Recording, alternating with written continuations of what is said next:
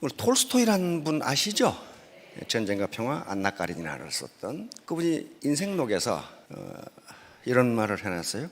당신에게 가장 중요한 때는 언제인가? 언제라고 그랬어요? 네, 지금이다, 현재다. 당신에게 가장 중요한 사람은 누구인가? 네, 당신이 지금 만나고 있는 사람. 그러니까 저에게 있어서 가장 중요한 분들은 여러분들이고, 여러분들에게서 가장 중요한 사람은 이 시간은 저예요. 그리고 당신에게 있어서 가장 중요한 일은 무엇인가? 지금 당신이 하고 있는 일. 이게 톨스토이의 인생록에 들어있습니다. 그러면서 자기가 톨스토이가 그 책을 쓰면서 내가 내 인생을 완전히 망라해 놓은 게 이 책이다. 잊어버리지 마세요. 근데 우리가 사는 세계가 무슨 세계예요? 우리 체제가 무슨 체제예요? 자본주의, 시장경제. 그러니까 현재 내 삶이 불만족스럽다면 뭐가 부족해요? 자본이 부족하구나. 자본이 부족하면요, 죽었다가 까무러치는 수가 있어도 잘 살지 못해요. 왜? 자본주의 시장경제잖아요. 자본이 생산을 한다고, 자본이. 그러니까 내 봉급이 적다, 내 소득이 적다, 내 일이 안 된다, 이 삶이 이 모양이냐? 그것은 자본 부족이에요. 자본 부족. 그러면 이제 문제는 이거예요. 뭐가 자본이냐? 그렇죠. 뭐가 자본이냐? 자, 옛날에 농경시대에는 뭘 가지면 부자였습니까? 땅이야, 땅. 그때 땅이 자본이에요. 그 다음에 산업화 시대에는 누가 부자였어요? 네, 그때부터 헷갈리기 시작하는 거죠. 네, 그때부터 자본을 가진 사람이 부자예요. 이때 자본은 돈을 자본이라고 하지 않습니다. 공장, 기계, 설비, 건물, 이게 다 자본이에요. 지금도 자본을 가지면 부자예요. 서울 강남에 상가, 5층짜리 상가가 있다. 이게 뭐예요? 자본이에요. 그 자본은 자본주의 시장 경제에서 생산성을 발휘합니다. 건물이 생산성을 발휘해서 나한테 아무 일을 안 터라도 소득을 갖다 줘요. 그 자본은 크리스마스 날도 안 쉬고 일요일 날도 안 쉬어요. 1년 365일 생산 활동을 해요. 그게 자본이에요. 근데 가장 중요한 것은 이제 인적 자본인데, 다행히 우리나라는 굉장히 빠른 속도로 세계의 역사의 흐름과 같이 하고 있어요. 지식정보화 시대로 들어가 버렸어요. 지식정보화 시대라는 것은 지식과 정보가 무엇이 되는 것이다? 생산요소, 돈이 되는 것이다. 공장 아무리 큰 것 가지고 있어도 안 된다 이거야. 이제 안 돼. 지식과 정보가 들어가지 않으면 돈이 안 된다 이거야. 그게 지식정보화 시대예요.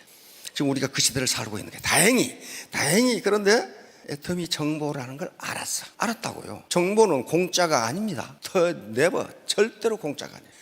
근데 이 사회, 다음 사회, 지식정보화 사회에서 지금 우리는 어떤 사회로 가고 있냐면은 미래학자들이 드림 소사이어티, 꿈의 사회로 가고 있다고 그럽니다. 드림 소사이어티에서 가장 중요한 게 뭐냐면은 이미지예요. 당신의 매력이라고, 매력이 가장 중요한 생산자죠. 뭐라고 그랬어요? 매력. 이 양반요, 노벨상 받은 분이에요. 노벨 경제학상을 받았는데 전공은 심리학이에요. 심리학자로서 인간이 의사결정을 어떻게 하는가를 연구해서 노벨상을 받았어요. 자, 섬김 리더십. 이게 이제 매력의 기본이에요. 처음 오신 분이나 또는 얼마 됐더라도 리더십이라는 말이 굉장히 생소할 수가 있어요. 내가 무슨 리더인가? 내가 누구를 끌고 가지? 그런데 모든 인간은 근본적으로 리더입니다. 그리고 애터미 사업자 각각은 전부 리더가 되지 않으면요, 성공 못해요. 지금까지 산업화 시대까지 리더십은 권위주의적 리더십이었어요. 리더가 폴로미, 나를 따르라, 너 그렇게 해, 너 왜 그렇게 하냐, 이렇게 했어요. 근데 그 리더십이 나쁜 게 아니에요. 아니야. 그 시대에 맞아. 그것이 중우장대한 대량 생산 시대에는 컨베이어 시스템으로 일렬 횡대로 씌워놓고 기계적으로 일을 해야 생산성이 높아. 그런데 지금 지식정보화 시대에는 그렇게 일해가지고는 물건이 한 개도 안 팔려. 개성의 시대가 온 거예요. 개성의 시대가. 이때 가장 필요한 게 섬김 리더십이에요. 서번트 리더십이라고 하는데, 리더가 권위주의적으로 지시하고 명령하고 나를 따르라 하는 것이 아니라 같이 갑시다. 어떻게 할까요? 이거란 말이에요. 그러면 이 섬김 리더십은요, 그러니까 파트너를 어떻게 섬기고 지원하고 후원해 주란 말이에요. 그렇게 한 게 섬김 리더십이에요. 자, 그러면 이 사람이 서번트 리더십이라는 책을 저술한 거야. 그런데 이 사람이 어디서 그 아이디어를 얻었느냐? 요 헤르만 헤세의 소설을 읽고 서번트 리더십이라는 걸 아이디어를 번쩍하고 얻었어요.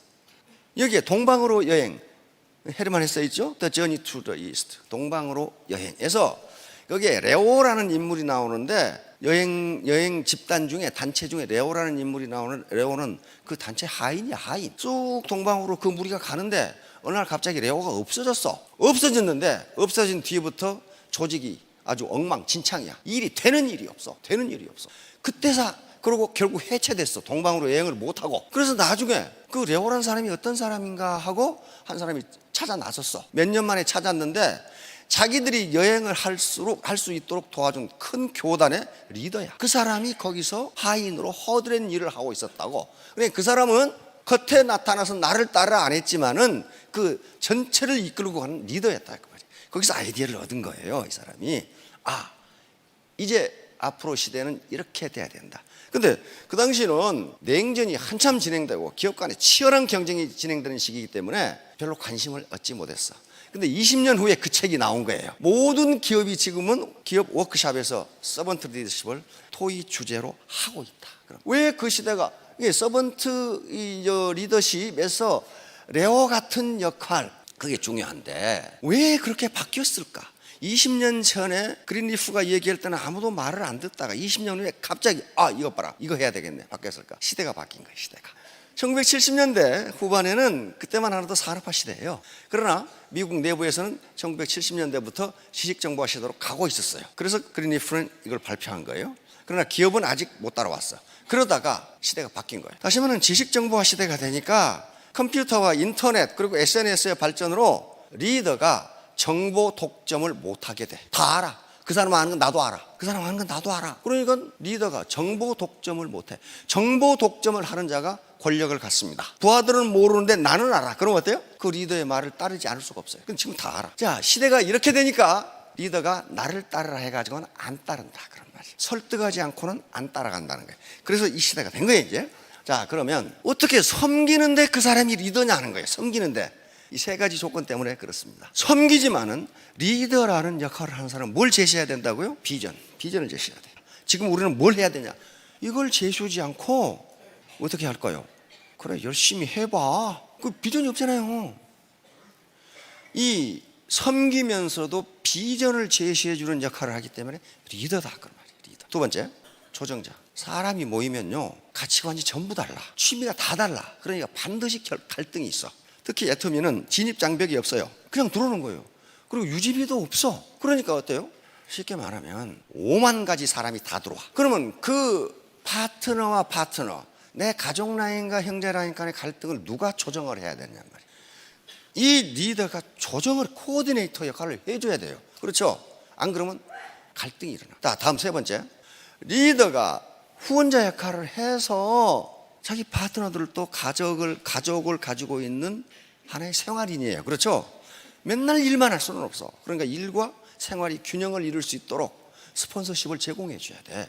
이런 역할을 하기 때문에 섬기면서도 리더예요. 섬기면서도 리더라고요. 이거 아무나 할 수 있는 게 아니에요. 가슴 폭이 넓어야 돼.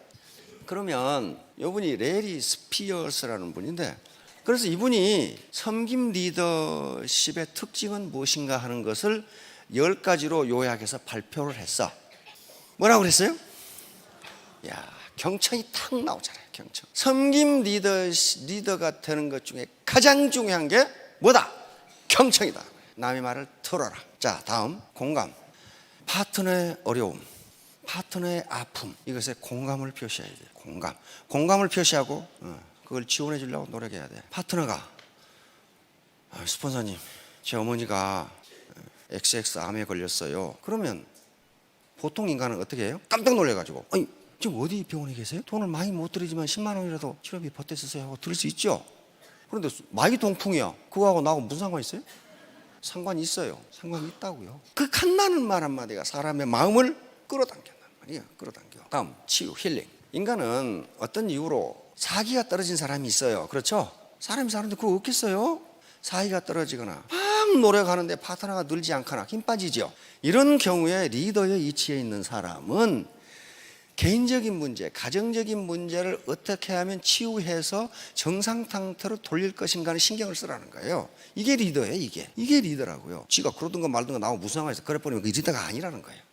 자, 다음, 이게 섬김 리더십이지만은 그 사람이 리더인 것은 환경의 변화를 파트너보다 더 신경을 가지고 먼저 알아내야 된다는 거예요.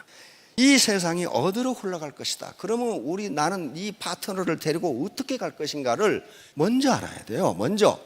그래서 만약에 자기 스폰서가 환경의 변화를 인지하지 못하면 그 라인은 안 커요. 안 커. 설득. 이게 섬김 리더십의 가장 중요한 특징 중에 하나입니다. 권위주의적 리더는 나를 따르라야. 그렇죠? 안 따라오면 끌고 가면 돼. 그러나 섬김 리더십은 그렇게 해서는 리더십 발휘가 안 된다는 거예요. 왜? 마음으로 승복을 안 해. 안 따라가. 그래서 반드시 설득을 통해서 공감을 얻고 그리고 나에게 승복하도록 만들지 않으면 리더십이 발휘 안 된다는 게 섬김 리더십의 특징 중에 하나입니다. 이 세상은요 엄청 복잡해요. 자, 그러니까 개념화는 뭐냐면 이 복잡한 현상을 내가 파트너들에게 어떻게 설명해 줄 거냐는 거야. 예를 들면 인간은 그걸 환원주의라고 하는 학문 이론입니다. 이 세상이 하도 복잡하니까 도대체 어떻게 돌아가는지 알 수가 없어. 그래서 그걸 하나로 축약을 해. 작은 것을 축약을 해. 그래가지고 그것을 가서 설명하면서 이해하기 쉽게. 그런 식으로 리더는 개념화를 해서 설명해 줘야 파트너들이 안다 그런 말이에요. 간단하게 설명할 수 있도록 훈련을 해야 된다. 자, 다음 성견지명. 먼저 알아야 돼. 먼저 현재와 과거의 자료를 분석해서 미래를 예측하는 거예요. 역사의 흐름, 경제의 흐름, 현재의 상황, 기술 발전 속도를 보니까 미래 20년 후는 이렇게 된다. 이렇게 이야기하는 거예요. 리더가 이 역할을 못 해주면 리더가 아니잖아요. 그렇죠? 아니잖아요. 자, 다음. 리더는 파트너들을 위해 군림하는 사람이 아니고 청직이다. 청직이란 말은 무슨 말인지 아시죠?